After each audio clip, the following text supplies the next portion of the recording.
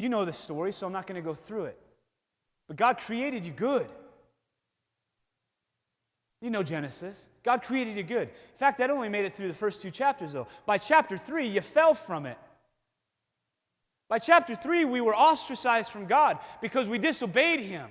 Adam and Eve, they're kicked out of the garden, no longer in communion with God. And the results of that have been so devastating. And you've inherited it. You've inherited the fruits of Adam and Eve. That's what St. Paul is talking about in Romans chapter 5.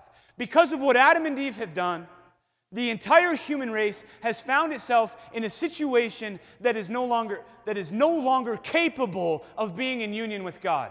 I am helpless to attain salvation because of what Adam and Eve did, and I contracted it in myself. I'm helpless to be saved. I cannot save myself. I'm not going to say it in the first, I'm going to say it in the second person. You are not capable of saving yourself. You're helpless for salvation. That's what St. Paul says. Don't blame it on me, all right? You are helpless for salvation on your own. You're ungodly. What did we hear from Revelation? Nothing unclean can enter. Only that which is like God can enter. And Paul just said that you are not like God. Ungodly. I am not like God. Therefore, I cannot be in the place where He is. And I am a sinner. And this is like the worst one. Maybe you pick your own worst, but like that God would call me an enemy. I don't like that.